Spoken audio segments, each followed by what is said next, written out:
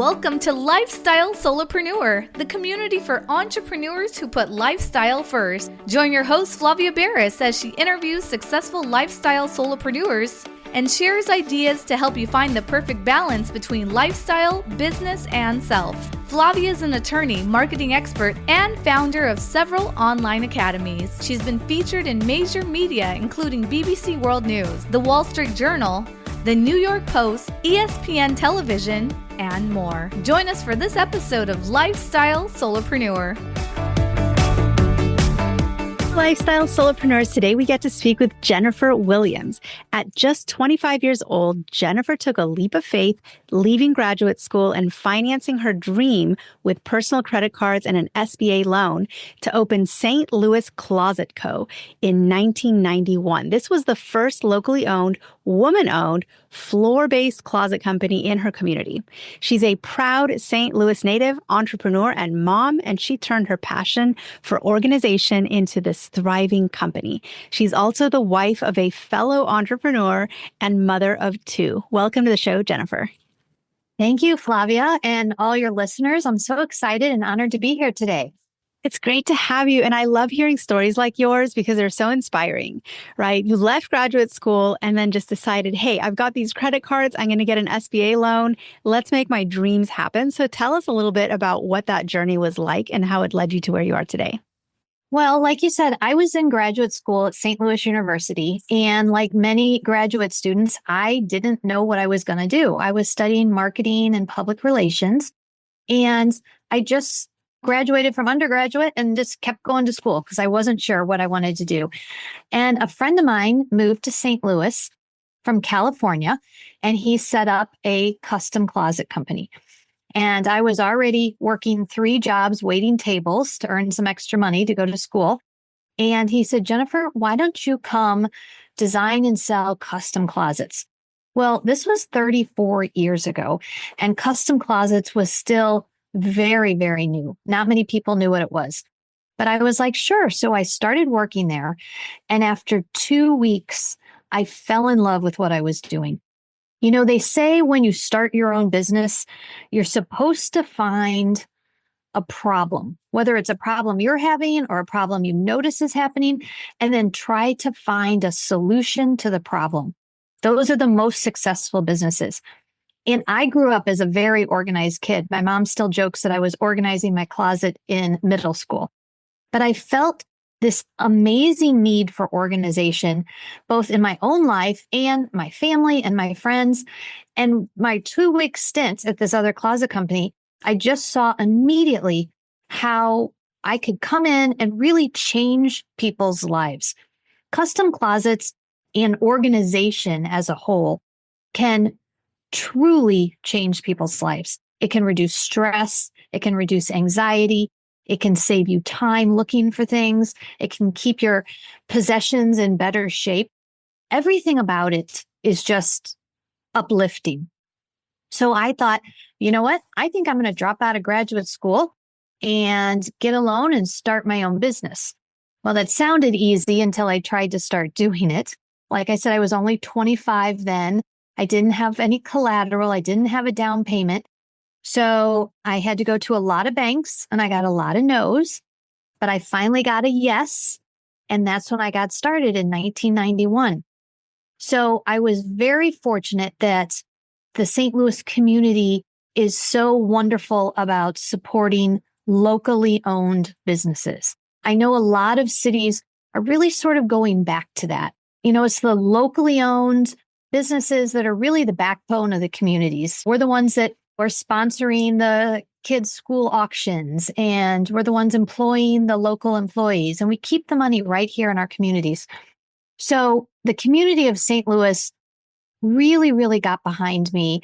And I feel like that's how I got started so quickly, so successfully. Now, like I tell a lot of people, these days I talk to a lot of high school and college kids who think that they want to be entrepreneurs. And they always say, what's the one thing you wish you knew back then? And I always say, you probably need 2 or 3 times more money than you think you need to start your business. Wow. 2 or 3 times more than you think you need. So people really underestimate sort of the costs to start a business. Why do you think that is? Well, I think that entrepreneurs we're just excited kind of people, right? We just want to jump in. We get an idea, we have a passion, and we just want to jump in and get going. And sometimes I am right there at the top of the list of being guilty of this. We forget to take a little bit of time and really, really think about all of the things that maybe could go wrong, right? I mean, I think an entrepreneur at the heart is a very positive person. And we feel like nothing's going to go wrong. And even if it does, we've got it covered. So you start off in this super positive, nothing's going to go wrong. And then all of a sudden you're like, oh, I need more tools, or, oh, I need another van, or, oh, my car insurance just went up, or, oh, the rent went up. And you don't sort of pre-plan for those type of unexpected expenses. Obviously, you're going to have marketing and advertising fees for any new business, but you don't realize how much that's going to cost. You obviously are going to have workers' comp insurance and general liability insurance. And those were things that as a 25-year-old, I just had no idea. I mean, I had no idea. And I think that it's pretty standard that they say 9 out of 10 small businesses fail in their first 5 years. That's a huge percent. 90% Wow. small businesses fail. I believe that.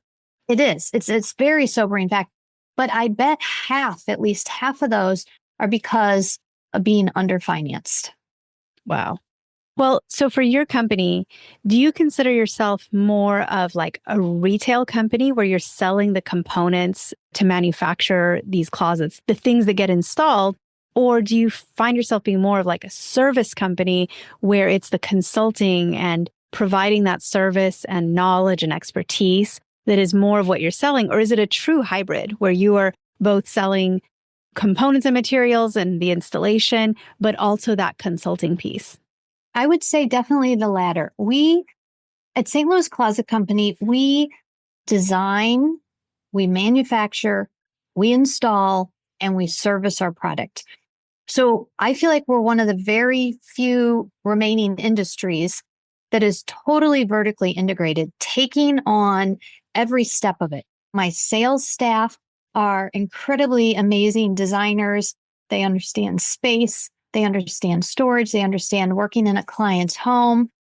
They are also full-blown designers because they design everything with 3D software, and they have to measure and they have to inventory the customer's clothing and items. So that's the whole consultant area. But then they're also salespeople. So we're selling a product. We're selling an organized lifestyle. Then once our customers purchase the product, we bring everything in-house and we manufacture all of our systems right here in our 15,000 square foot manufacturing plant. And there's very little manufacturing left in the United States. And it's one of the things that I have loved about my business for 34 years is that we control the manufacturing. What that does is that allows us to get to a customer's faster. If we get to a customer's house and their closet isn't perfectly square or something got mismeasured, we can just run back to the shop and remake the parts. It also allows our customers to be able to come to us and actually watch their closets being manufactured. And that's something that you can almost not see at all. We actually do a lot of high school and college shop tours of our manufacturing plant to show students that, hey, this is a whole new line. Manufacturing is still alive and well, and it's a whole new career path you can think about. Then we send our installers, once the closets are manufactured, into the house, and they actually spend the day in the client's closet, right?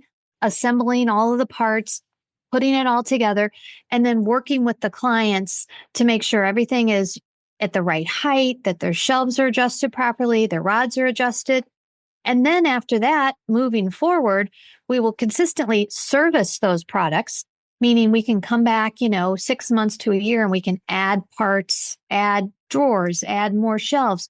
And there's very few home improvement companies that handle all of those 4 steps. How many of your customers become sort of addicted to having this kind of organization and then ask you, can you also do my pantry? Can you please do my garage? I have this storage shed needs organization. Is it common for them to ask you to expand your services into these other parts of the home? Absolutely. Well, 52% of my business is repeat business. So usually once you get one custom area done, you cannot get the next one done fast enough. And we specialize in total home organization. So as you said, we do pantries, we do laundry rooms, we do garages, we do home offices, we do Murphy beds, we do kids' closets, shoe storage, you name it, and we do it. One of the biggest areas that's becoming really, really popular these days are drop zones. That's the area right inside your side door or right off your garage where everybody comes in your house and just drops everything, right? They drop their shoes and their book bags and their purses and their keys. And that area becomes sort of the entry to the house. And most people are like, I can't even get in and out of the door. There's just stuff piled here. And so we've been designing mudrooms and locker systems for these drop zones to accommodate a place for each member of the family so they can store all of their, like I said, coats and hats and gloves and muddy shoes and boots and umbrellas and sporting equipment. So we really, really do every area you can imagine. We also have several commercial clients. Recently, we've started doing several firehouses because the firemen live basically in the firehouse. They usually sleep there and then they're on a day and off a day. So we've been designing Murphy beds for the firehouses, and each fireman has their own Murphy bed. When they're there, they pull it down, they sleep. But then when they're off and not there, that one gets folded up and out of the way. And then the next person comes in and their Murphy bed folds down. So that's really exciting. Wow, that's amazing. I love picturing that too. Just it sounds kind of like a combination of going away to camp and you have your bunk come down, but also just so handy that it's not always down. I love Murphy beds in general because they really allow you to convert a space and make it flexible space where you can use it as an office, you could use it as a workout room, and then when you have guests, it can become your guest room. So I love Murphy beds in general. Absolutely. Murphy beds are phenomenal. We're also seeing a lot of people, the baby boomers, who are maybe downsizing into a retirement community and they no longer have 2 or 3 extra spare bedrooms. They maybe only have 1 spare bedroom. And like, as you said, they need to use that room for multiple purposes. So maybe the grandkids come over and they pull the Murphy bed down, but when they're not there, they need to be using it as a home office or an exercise room or sewing room or something like that. So the flexibility of a Murphy bed is just phenomenal. A lot of listeners are entrepreneurs with home offices or maybe an office away from home. But what are some ideas that you would give to people who want to maximize the use of their office space at home or at the office in ways that you've seen are innovative or different or maybe not traditional, but have really contributed to improving the lives of entrepreneurs you've worked with? Well, definitely since the pandemic, working from home has become a much bigger deal, right? More and more people. I know a lot of companies are starting to have people come back to work, but the significant amount of people that moved from working in person every day to now working from home, I don't even know the numbers, but it's huge. So having a dedicated space at your home to do work, whether it's run your business or whether it's a dedicated space for kids to have a place to do homework, or whether it's just a small tucked in desk area to run the household, pay the bills, do the kids' schedules. I think it's important to have a dedicated space. It's very difficult to run a business or really get any work done if you're just trying to do your work from the kitchen table or the dining room table or sit on the couch. There's constantly other parts of the house and the family that are coming into that space. So you can't get set up successfully. So I always start with have a dedicated space somewhere in your home. It doesn't have to be a whole room. Maybe it's just a little nook. Maybe it's a corner. Maybe it's a room. Maybe it's in the lower level, but have a dedicated space for this work area. You need to make sure that you have Number one, proper lighting. We don't even do lighting, but I say that in order to function well, maybe it's because I'm getting older and I need more light to see, but you have to have good task lighting in order to work from home. Then you need to start really thinking about what is it you're going to do? Do you need large surfaces? Are you looking at big blueprints every day? Are you, have a lot of papers out? Are you just on a small laptop? So how much surface space do you need? And then how much space do you need for file drawers? Are you going to have a big CPU that you have to have, tucked in underneath the desk? How are you going to handle your wire management? Are you going to have a place maybe for a bulletin board so you can put up a calendar or notes or reminders? Different areas like that. And then also a lot of people who have home offices might have a Jack and Jill type desk where the main home office part is for the primary worker, but on the other side of the counter, there's a space to pull up a chair for a second person to come in and maybe have your kids sit down and do homework with you while you're doing your work. But think about all these things before you create the home office space, because all of these things are important for really making it not only look good, but to actually function well. Such great advice. And there's people listening who want to go into business for themselves. So they want to do what you did, which is take that huge leap, start something. It could be something like what you're doing. It could be something that's pure consulting. It could be manufacturing something, making clothing, designing things. Well, what would you say to someone that has had that dream for a long time, if they're just stuck in a 9-to-5 job and feeling like entrepreneurship is maybe just too hard or isn't for everybody, and they've never given it a shot? What would you say to someone in that situation to encourage them or motivate, or even as a cautionary tale? Well, being an entrepreneur is not easy. And we'll start there. From the outside, I think all jobs, right? From the outside, the grass is always greener on the other side. Sometimes I think, if I just worked for a company and I could work from 9 to 5 and get a paycheck and have my weekends off, wouldn't that be great? And then people who do that look at me and say, you're so lucky. You have your own business. You can make your own schedule. So you have to really look at the type of person you are. And I always say, one, you have to have an idea and you have to have a passion, and it has to be something you love. Because if you're going to open your own business, whether you work at home or in an office by yourself or with other people, you're going to be doing it a lot. And you need to really, really love it. You need to love it not only for yourself to keep going each day, but to motivate your employees, right? Because if the owner isn't happy with what they're doing, then they're going to have a hard time getting your employees to be excited. So you have to love what you're doing. And I think that's number one on the list, right? It's not just a job. It really becomes part of your life. Most entrepreneurs I know look at their businesses and their employees as another child, right? I have 2 kids. I have a son and a daughter who are amazing. And then I have St. Louis Closet Company right there with them. It's that much energy and thought and time that goes into a child. It does your business.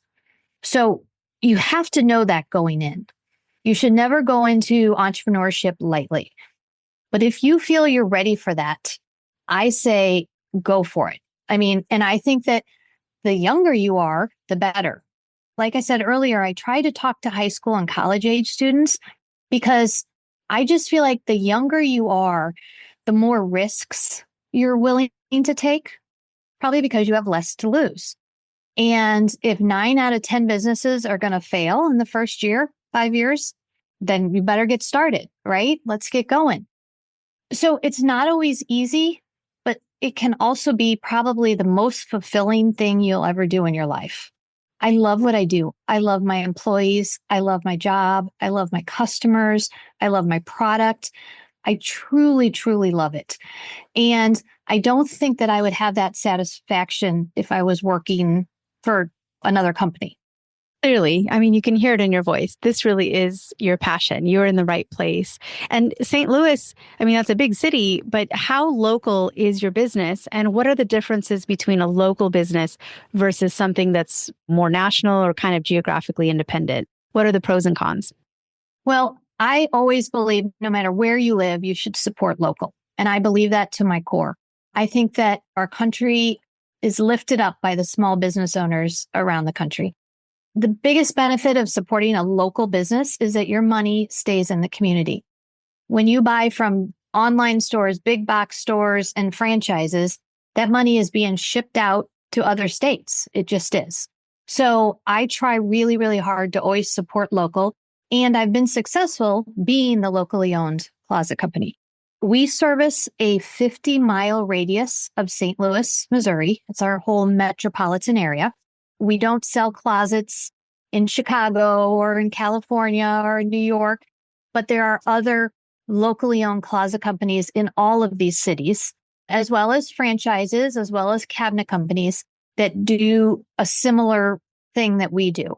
So I always encourage people, because all your listeners, I'm sure not in St. Louis, they're all over the country, maybe the world, call 2 or 3 different companies, get estimates if you're interested in doing this type of thing, and take the time, visit showrooms, look at reviews, and see what the company really has to offer. And always be careful who you're buying from and get references.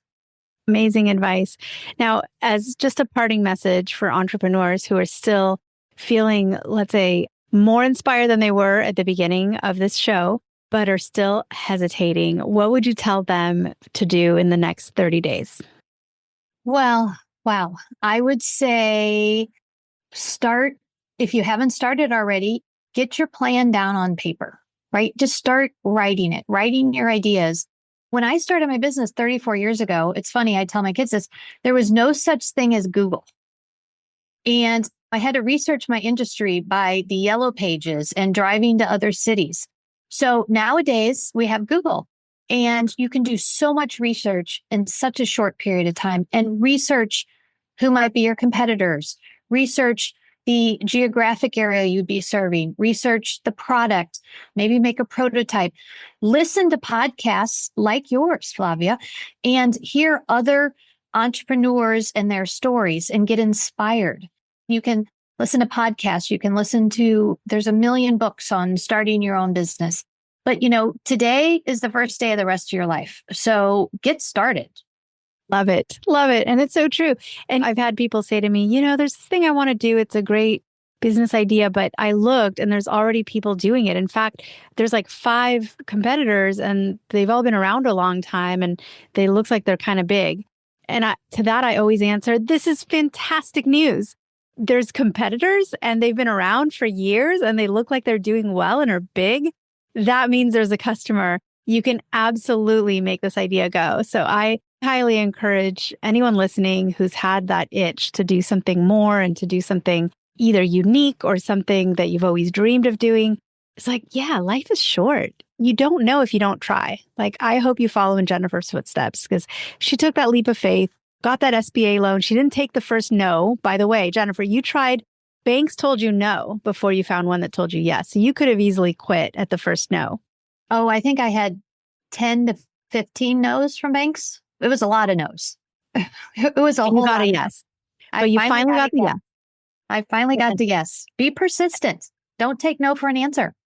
And then here you are today. So it's very inspiring. Jennifer, thank you so much for being on the show today and sharing your story and your advice and your mentorship. I think you're fabulous. Everything you're doing is very inspirational. And thank you again for sharing it with us today. Thank you for having me, Flavia. It's been great talking to you and all your listeners. Hey everyone, thank you so much for joining us and I hope you enjoyed the show. Don't forget to subscribe to this podcast, and if you leave a review on iTunes, I promise I will read every single review. If you know someone who makes a full-time living from part-time work, and maybe this is you, please visit lifestylesolopreneur.com to nominate a guest or to nominate yourself. Because remember this, money doesn't buy happiness. But money in the hands of a happy person, there is no greater tool. Today's episode was brought to you by the Get Shift Done program. It's a lifestyle-changing online class to help you define your business and lifestyle ambitions and to set goals in a way you've never experienced before. This class will 10x your daily productivity with methods that will blow your mind. And if you use a coupon code podcast, the class tuition is 99% off. Visit GetShiftDone.com to enroll today.